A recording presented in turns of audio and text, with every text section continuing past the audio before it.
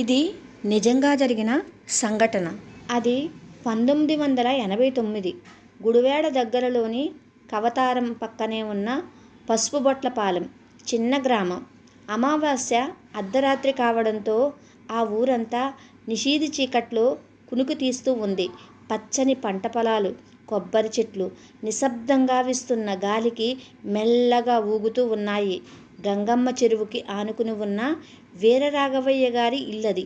ఆ ఇంట్లో వాళ్ళందరూ కూడా గాఢ నిద్రలో ఉన్నారు. విసురుగా వీస్తున్న గాలి అకస్మాత్తుగా అమ్మోరు పూనునట్టు ఆ ఇంటి వైపు దూసుకు వచ్చింది. గోడకు వేలాడుతున్న రాఘవయ్య గారి ఫోటోకి వేసిన పూలమాల ఆ గాలితాటికి హఠాత్తుగా జారి కింద పడింది. ఆ శబ్దానికి పందిరి మంచం మీద పడుకున్న రాఘవయ్య గారి రెండో కూతురు శ్రీలక్ష్మి ఉలుక్కుపడి లేచింది. కడుపులో 9 నెలల పాప కదులుతుంది. ఏమో కాస్త నొప్పిగా అనిపించింది. కడుపుపై నిమురుకుని ఫోటో వైపు చూసింది. దండ లేకపోవడంతో నెమ్మదిగా మంచం దిగి ఫోటోకి దండ వేసి కాలకృత్యాల కోసమని ఇంటి ముందు ఉన్న చెరువు దగ్గరకు బ్యాక్ డోర్ తీసుకుని నెమ్మదిగా నడుస్తూ వెళ్తుంది. అలా పెంకిటిల్లు గడప దాటి చెరువు దగ్గరకు చేరుతూ ఉండగా ఘల్ ఘల్ ఘల్మంటూ గజ్జల చప్పుడు శ్రీలక్ష్మి చెవులకు గట్టిగా వినిపించింది. తను కాలికి పట్టీలు అసలు పెట్టుకోనే లేదు. మరి చప్పుడు ఎక్కడి నుండి వస్తుందా అని చుట్టూ చూసింది. ఒక్కసారిగా అక్కడ వీస్తున్న గాలి అమాంతం ఆగిపోయింది. చెరువులో అలలు, అరుస్తున్న కప్పలు మౌనంగా ఉండిపోయాయి. ఆకాశం మరింత నల్లబడింది. హఠాత్తుగా వాతావరణం వణికి వచ్చేటంతగా మారిపోవడంతో శ్రీలక్ష్మి భయపడుతూ ఉంది. అప్పుడే చెరువు పక్క నుండి పెద్ద పెద్దగా అడుగులు వేస్తూ ఊరు కొట్టుకుపోయేలా ఊపిరిని గేంకరిస్తూ ఒక ఆకారం వీధి వైపు నడుస్తూ వెళ్తుంది. ఆ ఆకారాన్ని చూసిన క్షణంలోపే ఆమె కళ్ళు సూదితో ఎవరో పొడిచినట్లుగా నొప్పి పుట్టి కనిపించకుండా అయిపోయాయి. ఆ నొప్పి, ఆ రూపాన్ని చూసి తట్టుకోలేక భయంతో అరిచింది. ఇంట్లో వారందరూ మేల్కొని బయటకు వచ్చి చూస్తే అప్పటికే శ్రీలక్ష్మి నేలపై పడిపోయి కనిపించింది.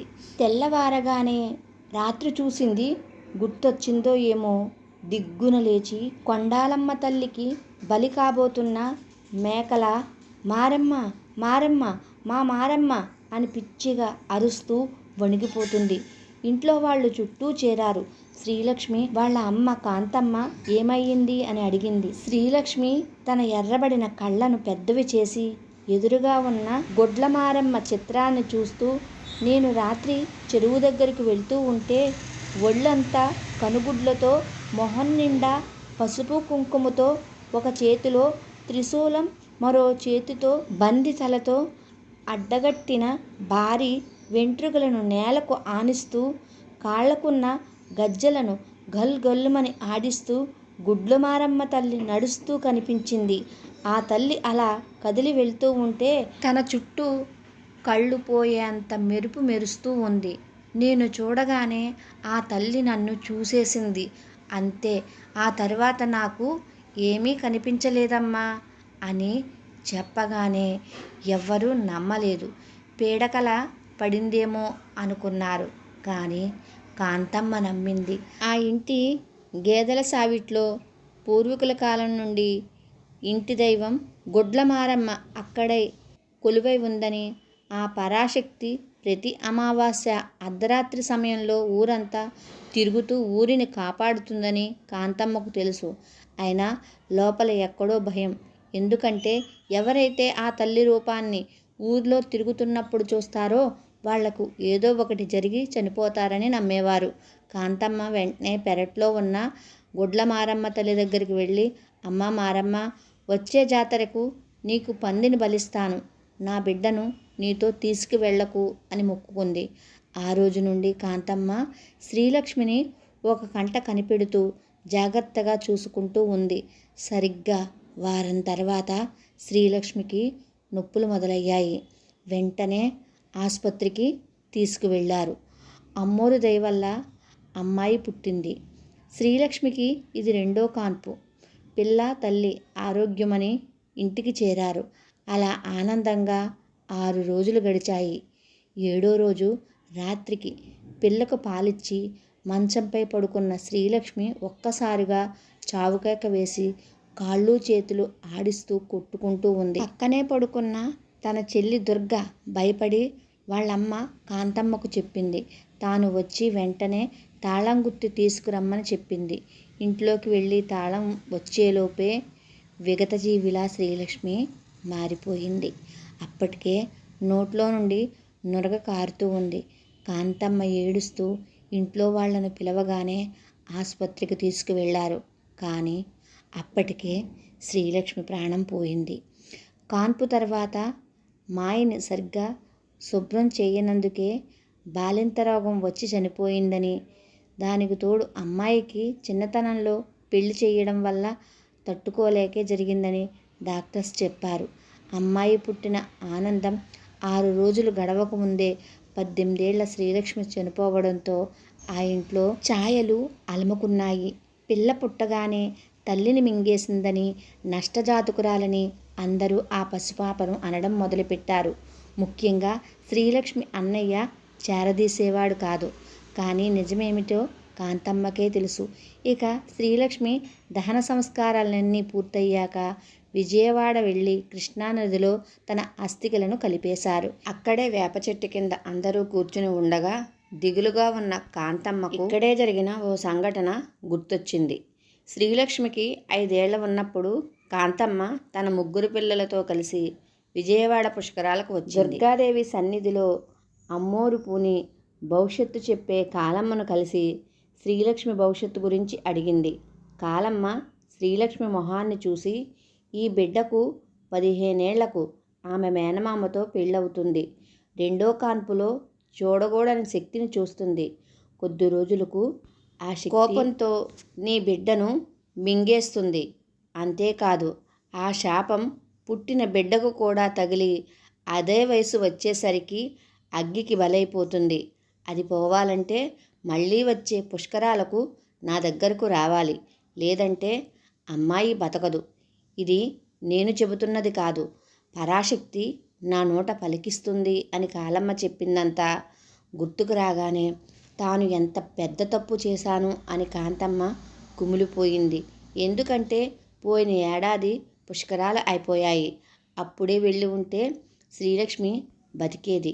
ఇప్పుడు పుట్టిన బిడ్డను కాపాడాలని కంగారుగా కాలమ్మను వెతుక్కుంటూ వెళ్ళింది. కానీ అప్పటికే ఆమె చనిపోయింది అని తెలియడంతో అక్కడే కుప్పకూలిపోయింది.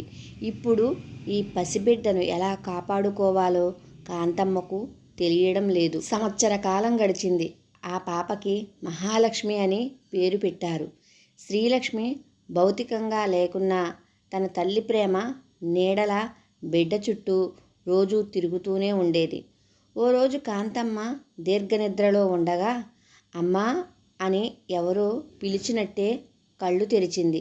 గుమ్మం ఎదురుగా తల వెంట్రుకలు పైకి లేస్తూ నల్లటి ఆకారంలో ఎవరో నిలబడి ఉన్నారు. ఎప్పుడు గుడ్లమారమ్మ ధ్యానంలో ఉండే కాంతమ్మకు వచ్చింది తన బిడ్డ శ్రీలక్ష్మి అని అర్థమయ్యింది. కంట్లో కన్నీరు కారుస్తూ లోపలికి రమ్మని అడిగింది. శ్రీలక్ష్మి అక్కడే నిలబడి, నేను రాలేనమ్మా, నాకు అంత శక్తి లేదు. నీకో విషయాన్ని చెప్పాలని వచ్చాను. దయచేసి నాలా నా బిడ్డని బలి కాకుండా కాపాడమ్మా. మా ఆయన వేరే పెళ్లి చేసుకుంటే వచ్చే ఆమె నా బిడ్డను సరిగ్గా చూసుకోకపోవచ్చు. నువ్వే ఎలాగైనా చెల్లిని ఒప్పించి ఆయనతో పెళ్లి చెయ్యమ్మా అని ఘోషించి వెళ్ళిపోతూ ఉండగా, అయ్యో వెళ్ళిపోకమ్మా అని హఠాత్తుగా నిద్రలో నుండి లేచింది. కానీ మూసిన తలుపులు ఎవరో తెరిచినట్టుగా బారుగా తెరిచే ఉన్నాయి. కొద్ది రోజుల తర్వాత గుడ్లమారమ్మ జాతర ఉండడంతో ఊర్లో జాతర కోలాహలం నెలకొంది. కాంతమ్మ తల్లికి పందిని బలిచ్చి ఈ బిడ్డకు ఏ ఆపద రాకూడదని వేడుకుంది. కాసేపటికి పూనకం వచ్చి ఊగిపోతూ, శ్రీలక్ష్మి నన్ను చూసినందుకే చనిపోయిందిరా అమావాస్య రోజు నన్ను తిరిగే వేళలో ఎవరైనా చూసినా నా రూపాన్ని చూసి తట్టుకోలేక రక్తం కక్కుకుని చచ్చిపోతారు అని హెచ్చరించడంతో అందరూ భయపడిపోయారు. శ్రీలక్ష్మి భర్త కుటుంబం కూడా అదే ఊర్లో ఉంటారు. జాతర ముగిసిన మరుసటి రోజు ఇంటికి వచ్చి మూడో కూతుర్ని ఇవ్వమని అడిగారు. తన కూతురు ఆశించినట్టే అడిగేసరికి కాంతమ్మతో సహా ఇంట్లో వాళ్ళందరూ ఒప్పుకున్నా దానికి జయలక్ష్మి ఒప్పుకోలేదు.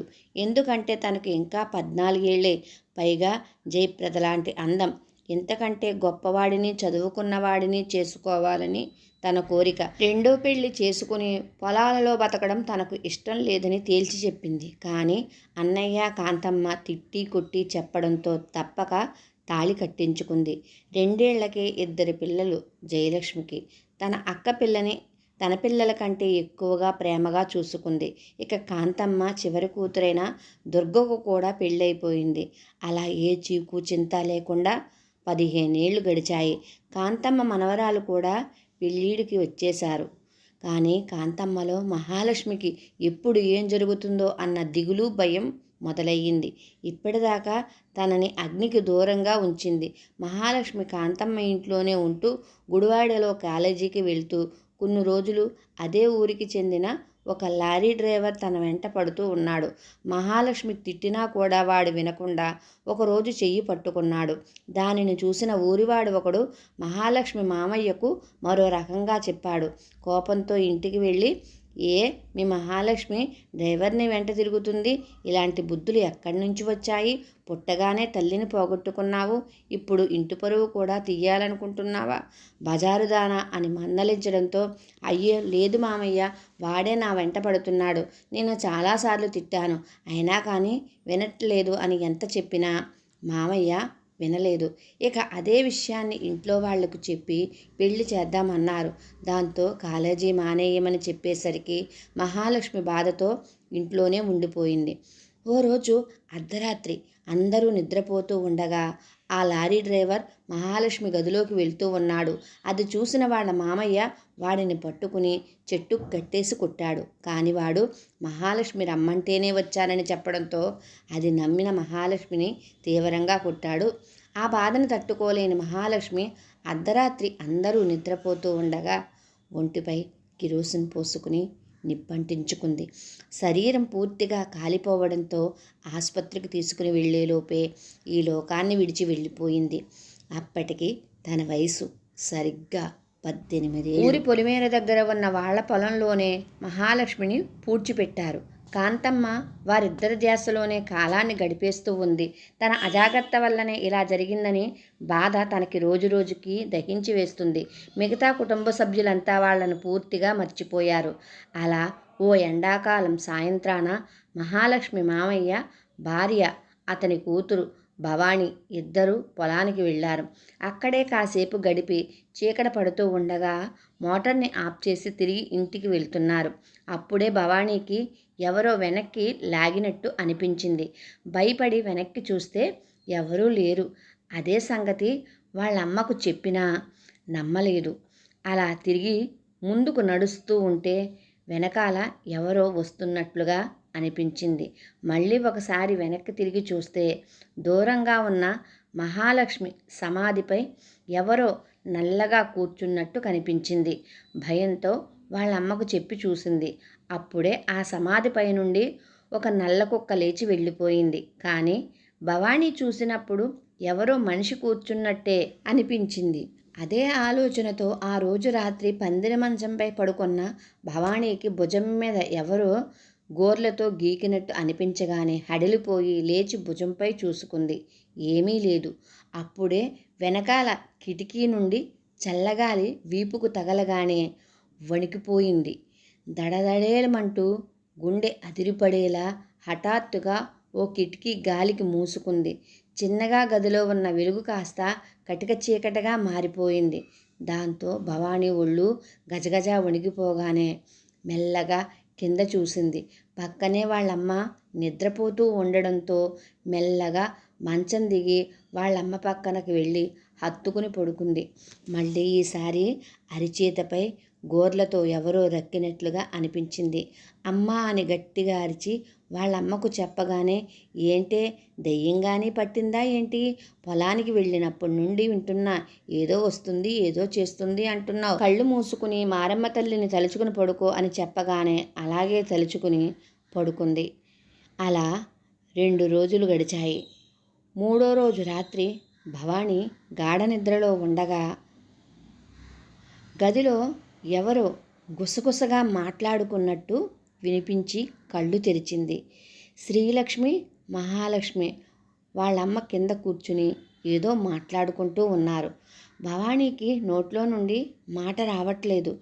మహాలక్ష్మి భవానీని చూసి, ఏంటి భవానీ అలా కొత్తగా చూస్తున్నావేంటి? రా నా పక్కన కూర్చో అని అనగానే శ్రీలక్ష్మి కూడా భవానీని చూసి, రావే కోడలా, అలా దూరంగా ఉంటావు ఎందుకు? ఇలా రా, అత్తతో మాట్లాడాలని లేదా అని అనగానే, అమ్మా నువ్వు వాళ్లతో కూర్చున్నావేంటి? అత్తయ్య మహాలక్ష్మి చనిపోయారు కదా, ఎలా వచ్చారు అంటూ ఒళ్ళంతా చెమటలు పట్టి వణిగిపోతూ చెప్పింది. కనురెప్ప వేసి తెరిచేలోపు అకస్మాత్తుగా ఇద్దరూ మాయమయ్యి మహాలక్ష్మి మాత్రమే ఎదురుగుంటా కూర్చుని కనిపించింది. సడన్గా లేచి భవానీ దగ్గరికి వస్తూ, నిన్ను బతకనివ్వనే, మీ నాన్న మూలంగానే నేను చచ్చిపోయాను. ఆ బాధ మీ నాన్నకు తెలిసేలా చేస్తాను. నిన్ను ఈరోజే చంపేస్తాను అని దగ్గరకు రాగానే భవానీ పెద్దగా కేకపెట్టి ఏడుస్తూ నిద్రలేచింది. గదిలోకి ఇంట్లో వాళ్ళందరూ వచ్చి ఏమైందని అడిగారు. తాను చూసింది చెప్పగానే కాంతమ్మకు అర్థమైపోయింది. ఆ ఇద్దరి ఆత్మలు ఇంకా ఇంటి చుట్టూ తిరుగుతున్నాయని, ఇలానే వదిలేస్తే భవానీకి ఏదైనా అయ్యే ప్రమాదం ఉందని కాంతమ్మకు మరో దిగులు మొదలయ్యింది. అలా ఓ రోజు అరుగు మీద కూర్చుని ఉండగా సోది చెబుతా అంటూ సోదమ్మ సరాసరి కాంతమ్మ ఎదురుగా వచ్చి, దిగులెందుకే, ఆ గుడ్లమారమ్మ ఇంట్లో ఉన్నంత వరకు నీ ఇంటి బిడ్డలకు ఏమీ కాదు. పోయిన 2 ప్రాణాలను మారమ్మ మింగలేదే తల్లి. కానీ ఆ 2 ఆత్మలలో ఒక ఆత్మ పగతో రగిలిపోతున్నదే తల్లి. ఒకరి ప్రాణాలను తీసుకుపోవడానికి గడియ కోసం కాస్తున్నది. ఆ గడియ దగ్గర పడ్డది. ఆ గండం నుండి బయటపడాలంటే మార్గం ఉందే తల్లి. వచ్చే అమావాస్య రోజున అర్ధరాత్రి ఊరి గంగాళమ్మ చెరువు దగ్గర రావి చెట్టు కింద ఇస్తరిలో 2 పిండాలను చేసి పెట్టి మరలా వెనక్కి చూడకుండా పోవాలే తల్లి. ఎవరు పిలిచినా వెనక్కు చూడరాదు. ఒకవేళ చూస్తే అక్కడే రక్తం కక్కి చస్తావే తల్లి. ఇది నా మాట కాదు, ఆ గుడ్లమారమ్మే నాతో పలికిస్తున్న మాట. నా నోట పలికిన మాట అక్షర సత్యమే తల్లి. చెప్పిన మాట ఎరుకు చేసుకో. సోది చెబుతానమ్మ సోది అని చెప్పి ఆమె వెళ్ళిపోయింది. ఆమె చెప్పినట్లే అమావాస్య అర్ధరాత్రి రోజున గంగానమ్మ చెరువు దగ్గర ఇస్తరాకులో 2 పిండాలను తీసుకుని రావి చెట్టు కింద పెట్టి వెనక్కి చూడకుండా పోతూ ఉంది. అప్పుడే అమ్మమ్మ అంటూ పిలిచినట్టు వినిపించింది. కాంతమ్మ ఆగిపోయి వెనక్కి చూస్తూ ఉండగా, అమ్మమ్మ అంటూ కాంతమ్మ చెయ్యి పట్టుకుని, ఇంత రాత్రివేళ ఎక్కడికి వెళ్ళి వస్తున్నావు? పద ఇంటికి వెళ్దాం అంటూ కాంతమ్మ చిన్న కూతురైన దుర్గబిడ్డ కళ్యాణి వచ్చి వెనక్కి చూడకుండా కాంతమ్మను ఇంటికి తీసుకువచ్చింది. ఆ రోజే